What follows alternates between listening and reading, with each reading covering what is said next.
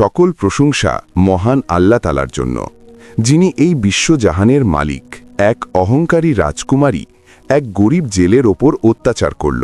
তারপর তার জীবনে নেমে এলো এমন এক ঘটনা যা তাকে ধ্বংস করে দিল। একটি কালো সাপ তাকে দংশন করে, যার কারণে তার মৃত্যু ঘটে। সবাই তাকে কবরস্থানে দাফন করে আসে, কিন্তু পরদিন দেখা যায় কবর ফাঁকা, শরীরটি নেই। কে চুরি করল তার মরদেহ? জানতে হলে আপনাকে শুনতে হবে এই অদ্ভুত রোমাঞ্চকর গল্পটি। এখন আমরা ফিরে যাই প্রাচীন শামের এক রাজকুমারী, নাম ছিল শাহজাদি বানু। অপূর্ব রূপবতী, কিন্তু অত্যন্ত অহংকারী। যখন সে শহরের বাজার দিয়ে সবারিতে করে যেত, তখন ঘরের দরজা জানালা বন্ধ করে দেওয়া হতো। দোকানিরা তাদের পর্দা নামিয়ে ফেলত, পথচারীরা রাস্তা ছেড়ে গলি খুঁজতে ঢুকে পড়ত। কেউ যদি ভুল করে রাস্তায় থেকে যেত, তাকে মাটিতে মুখ চেপে শুয়ে পড়তে হতো। যদি কেউ এই আদেশ অমান্য করত, তাহলে তার চোখে গরম লোহার রড ঢুকিয়ে দৃষ্টিশক্তি কেড়ে নেওয়া হতো। একদিন এই রাজকুমারীর সোয়ারি শহরের বাজারে যাচ্ছিল। ঠিক সে সময় একটি বৃদ্ধ পথচারী, যার মাথায় ছিল মাছ ভর্তি ঝুড়ি, ভুল করে বাজারে প্রবেশ করে।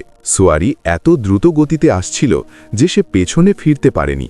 মাটিতে শুয়ে পড়ার সুযোগও ছিল না, ফলে তার সকল মাছ এবং বৃদ্ধ সোয়ারির আঘাতে মাটিতে লুটিয়ে পড়ে। বৃদ্ধ অসহায়ভাবে এদিক ওদিক তাকাতে থাকে। অবশেষে রাজকুমারীর সৈন্যরা তাকে ধরে ফেলে।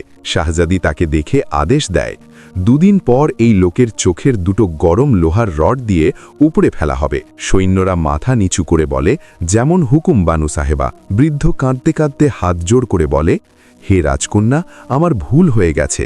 আমার বয়সের দিকে তাকাইয়ে দয়া করুন। আমি গরিব মানুষ, আমায় মাফ করুন। কিন্তু শাহজাদি আরও নির্মমভাবে আদেশ করে, এই হতভাগার চোখ তুলে ফেলো। বৃদ্ধ কাঁদতে কাঁদতে মাছ কুড়িয়ে নিতে থাকে। তার হাত কাঁপছিল, ফলে মাছ আবার পড়ে যাচ্ছিল।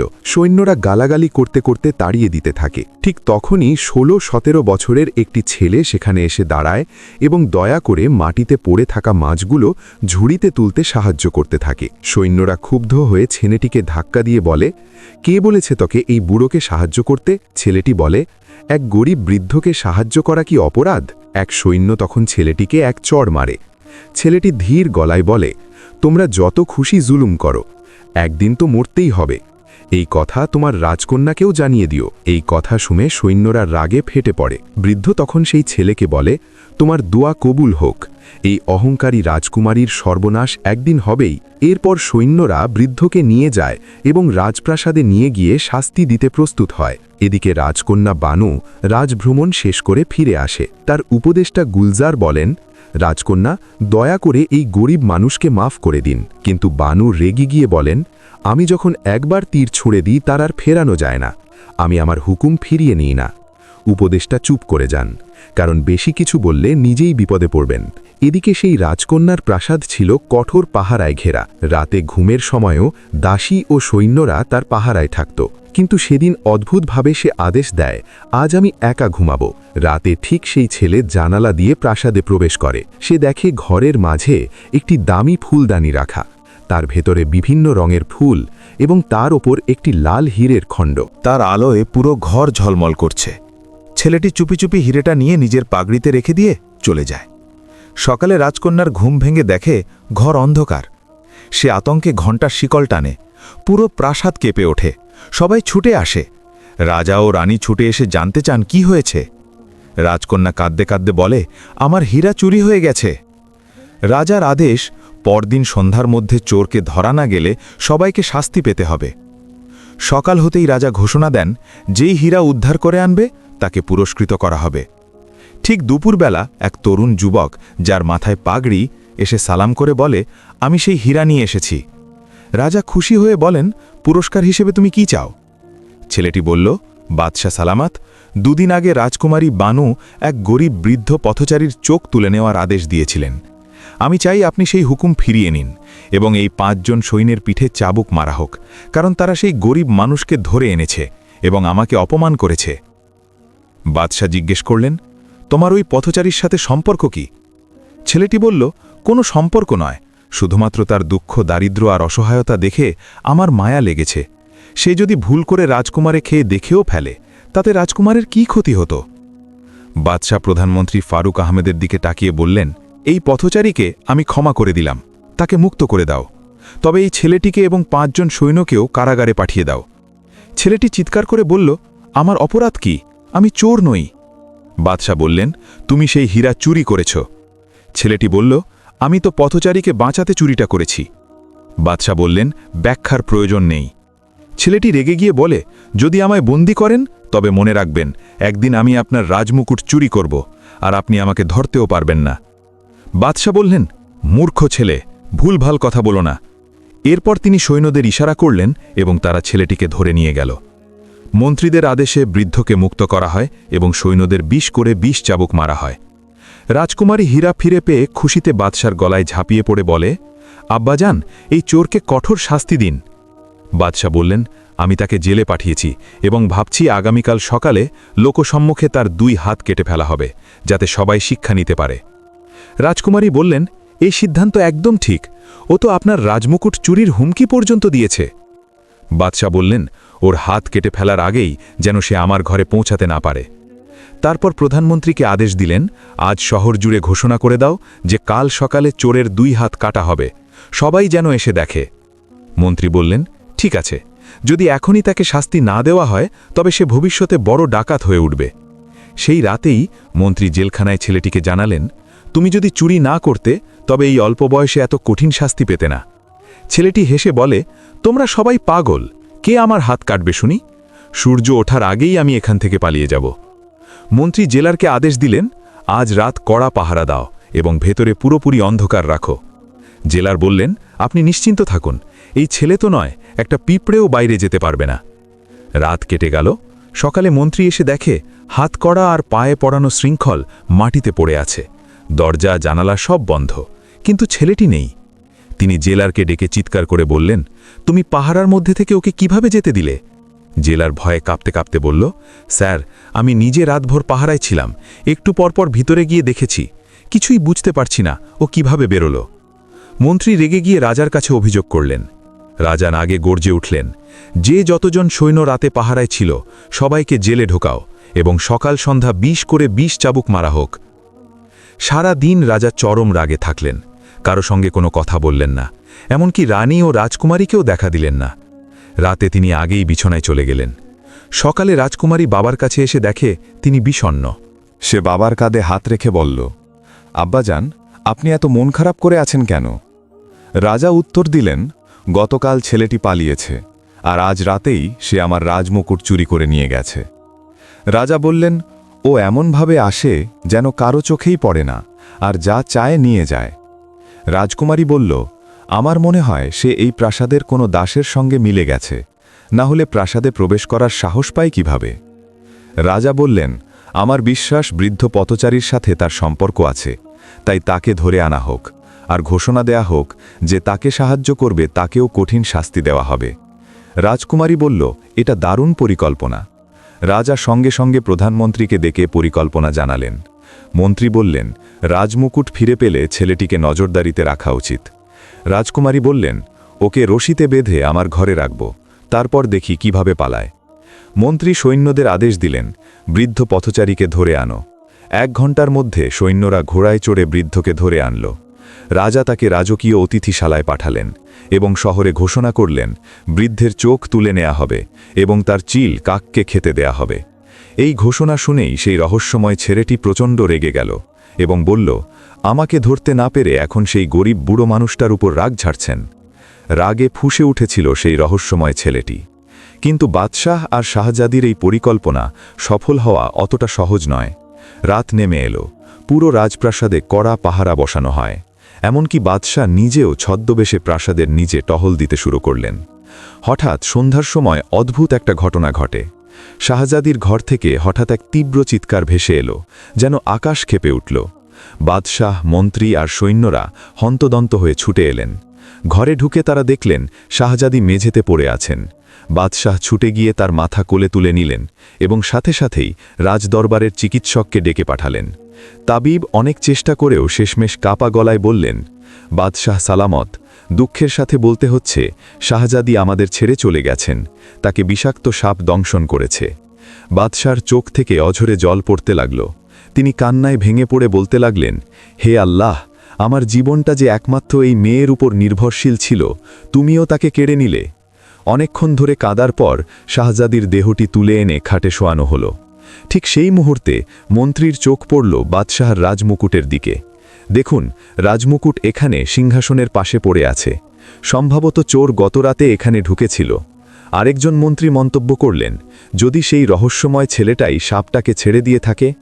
কিন্তু বাদশাহ তখন তার কন্যার শোকে এতটাই মগ্ন যে এসব কথাই কান দিলেন না। রাত কেটে গেল।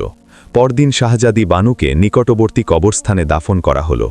পুরো দেশ জুড়ে শোকের ছায়া পড়ে গেল। ঘর, দোকান, আদালত সব বন্ধ হয়ে গেল।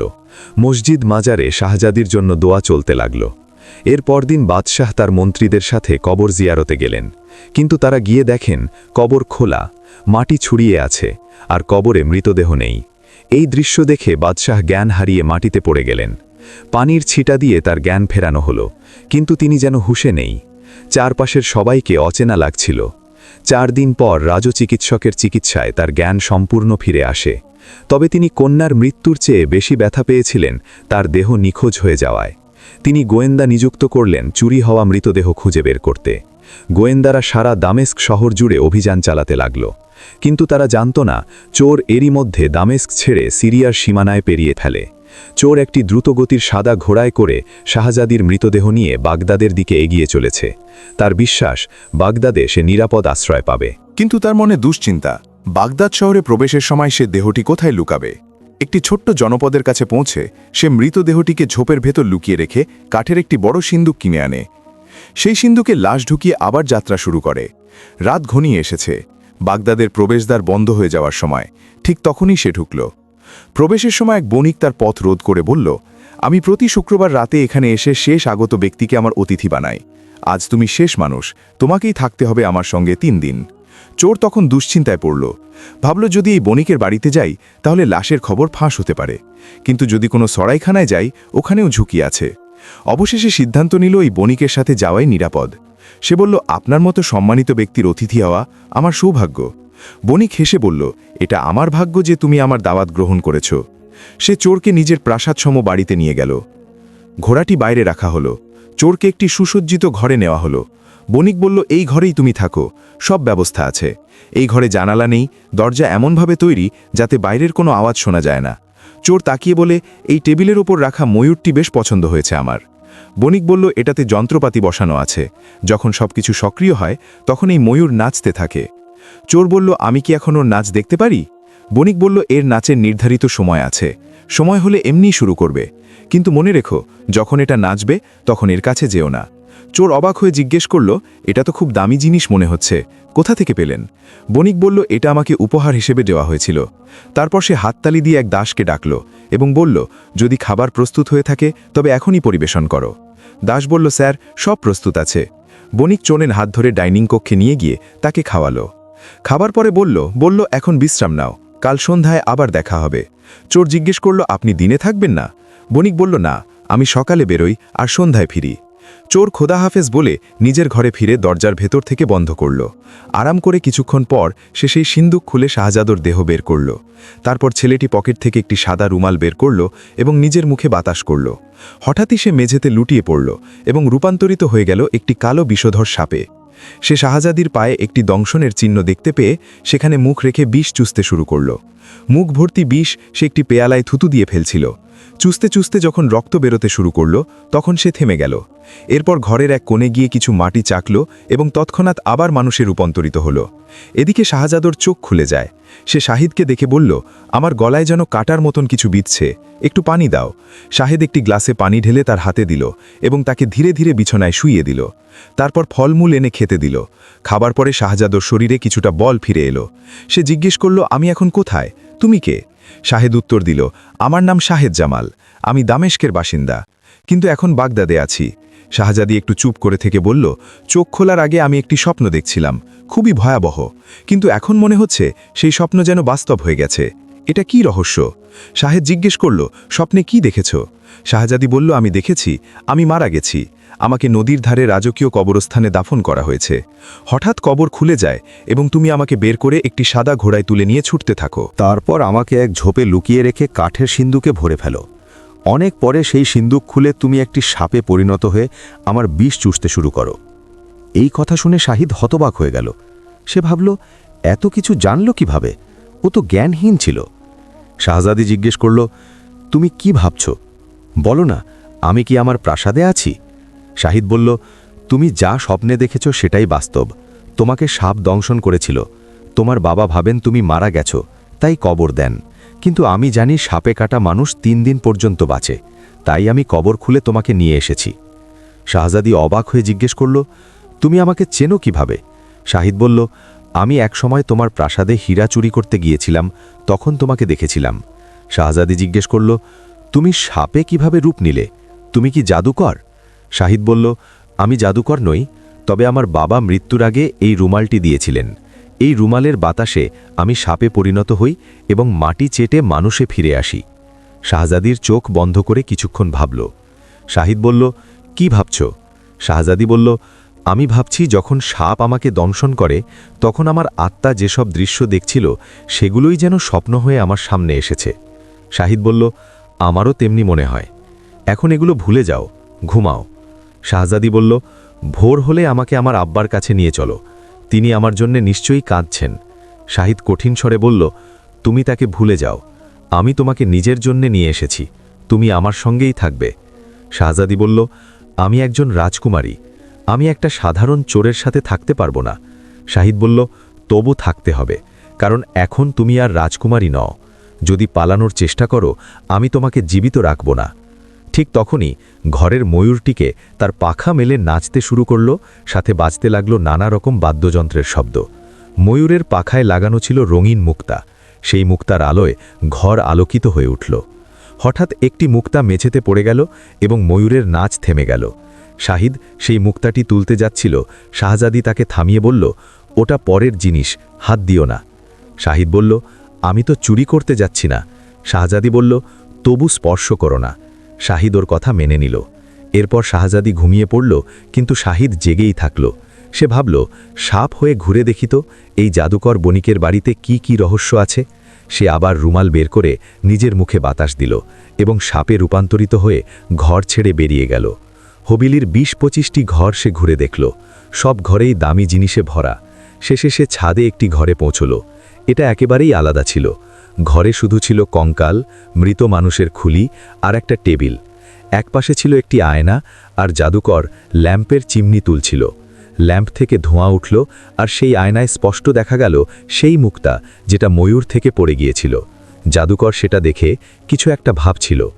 এই দৃশ্য দেখে শাহিদ বুঝে গেল এই লোক বণিক নয়, জাদুকর। আর এই মুক্তা নিশ্চয়ই বিশেষ কোনো গোপন রহস্য বহন করে। তাই সে ভাবল, ভাগ্য ভালোই যে ওটা তুলে নেয়নি। সে আবার ঘরে ফিরে গিয়ে মাটি চেটে মানুষের রূপ নিল এবং শাহজাদির পাশে কার্পেটে ঘুমিয়ে পড়ল। সকালে দুজনে একসাথে জেগে উঠল। শাহিদ সব ঘটনা খুলে বলল এবং বলল, এখান থেকে পালাতে হবে, এই জাদুকর বিপদ জেগে আনবে। শাহজাদি বলল, আমিও এখানে আর থাকতে চাই না, চলো দামেস্কে ফিরে যাই। ঠিক তখনই সেই জাদুকর দরজায় এসে হাজির। সে শাহজাদির দিকে তাকিয়ে শাহিদকে বলল, এই মেয়েকে আর কখন এলো? শাহিদ বলল, এই মেয়েটি আমার স্ত্রী। ডাকাতদের ভয়ে আমি ওকে একটি সিন্দুকে করে নিয়ে এসেছি। জাদুকর চুপ হয়ে গেল।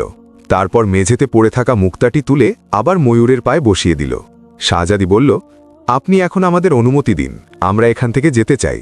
জাদুকর বলল, এখনই না, আমি আমার অতিথিদের 3 দিন পর বিদায় দিই। যদি মন অস্থির হয় তবে নাস্তা করে আমার বাগান দেখে এসো, ওখানে এমন সব জিনিস আছে যা দেখে তোমরা বিস্মিত হবে।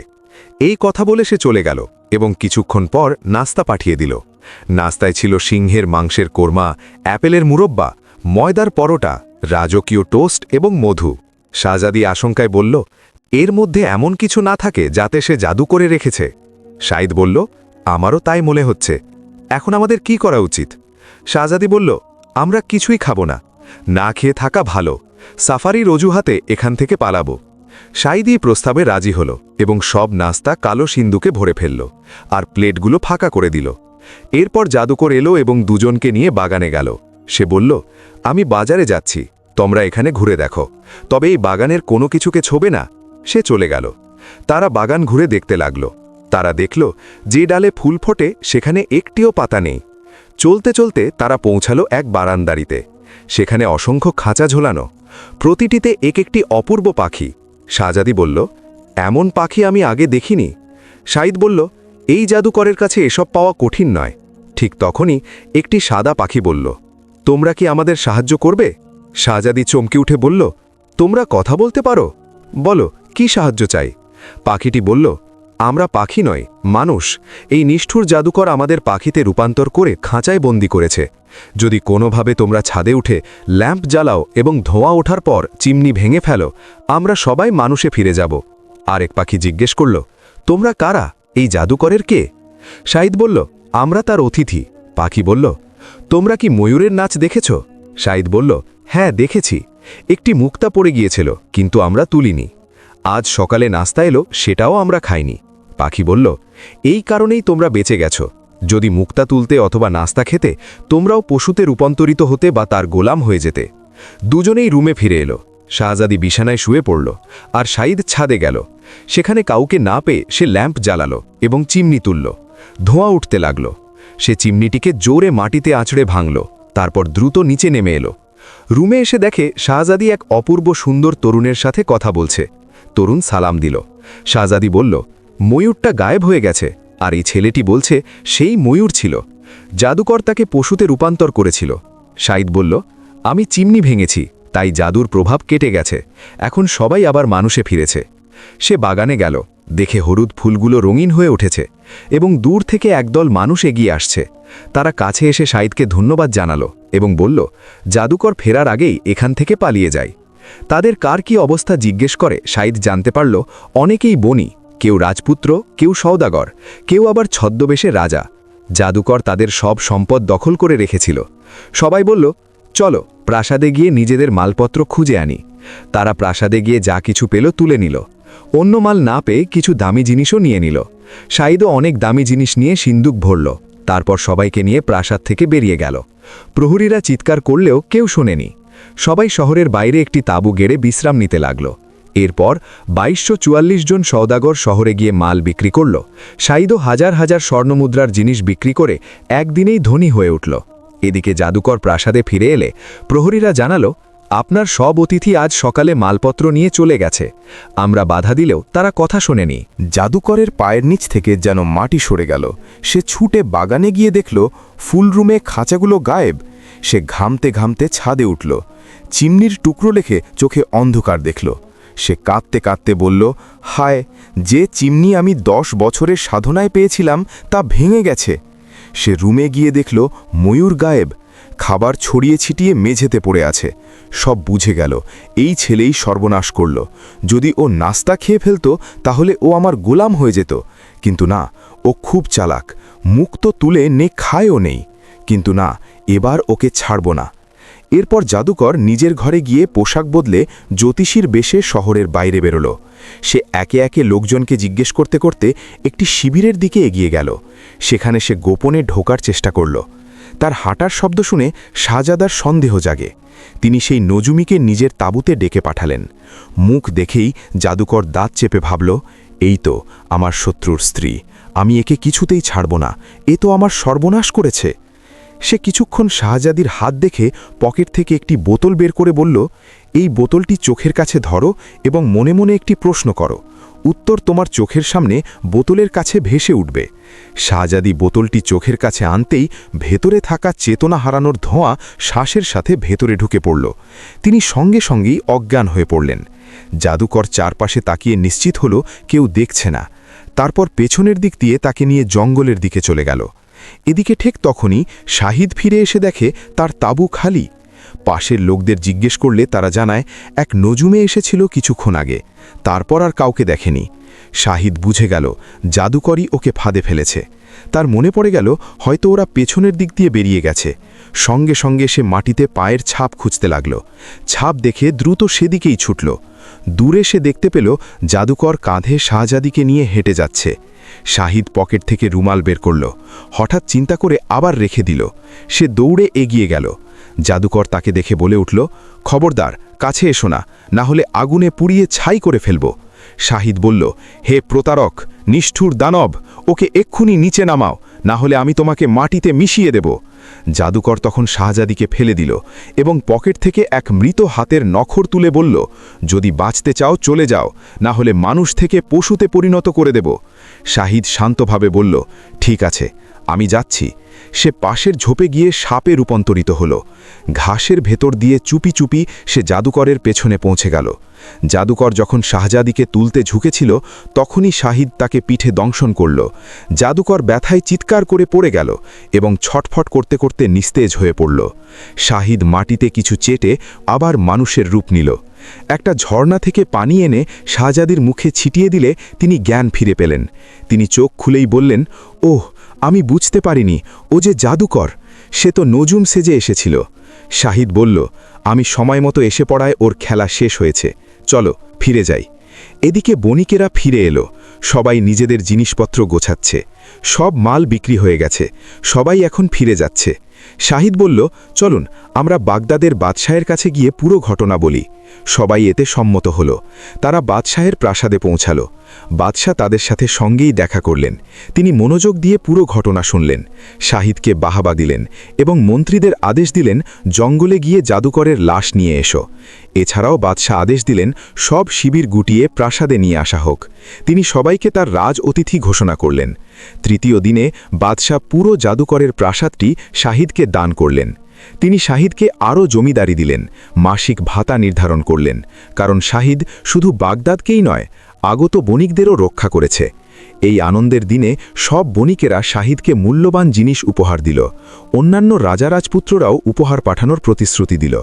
শাহেদ জামাল, যিনি একসময় দামেস্কের চোর ছিলেন, তার বুদ্ধি, সাহস, সহানুভূতি ও সততার কারণে শাহজাদি বানু তার প্রেমে পড়ে গেলেন। শাহিদ প্রথমে ওকে কষ্ট দিতে চেয়েছিল, গরিবদের ওপর করা তার নির্দয়তার শাস্তি দিতে চেয়েছিলেন, কিন্তু একসাথে থাকতে থাকতে শাহিদও তাকে ভালোবেসে ফেলল। 1 মাস পর শাহিদ বলল, তোমার বাবা নিশ্চয়ই কাঁদছেন, চলো একবার দেখা করি। শাহজাদি খুব খুশি হলেন। তারা দামেস্কে ফিরে গেল। ওপাশে বাদশাহ ভীষণ অসুস্থ। একমাত্র কন্যার শোকে তার দৃষ্টিশক্তিও দুর্বল হয়ে গিয়েছিল। হঠাৎ মেয়ে ফিরে এলে তিনি স্তম্ভিত। তিনি কাঁদতে কাঁদতে বলেন, তুই কে? আমার মেয়ে তো মারা গেছে। শাহজাদি হেসে বলল, আব্বা, সাপে কাটা মানুষ 3 দিন পর্যন্ত বাঁচে। এই সাহেব দ্বিতীয় দিন আমাকে কবর থেকে বের করে এনে আমাকে বাঁচিয়েছে। তারপর সে পুরো ঘটনা খুলে বলল। বাদশাহ শাহিদকে বুকে জড়িয়ে ধরলেন। 1 সপ্তাহ পর তার রাজকন্যার বিয়ে দিলেন শাহিদের সঙ্গে এবং তাকেই তার সিংহাসনের উত্তরাধিকারী ঘোষণা করলেন। বিয়ের পর শাহিদ ও বানু বাগদাদে চলে গেল। মা ছেলের এই সাফল্য দেখে চোখে জল ফেললেন, আল্লাহর কাছে দোয়া করলেন। 10 বছর পর বাদশাহের মৃত্যু হলে শাহেদ জামাদি হলেন নতুন বাদশাহ, আর তিনি জীবনের শেষ দিন পর্যন্ত ন্যায় বিচার আর ভালোবাসা নিয়ে রাজত্ব করে গেলেন।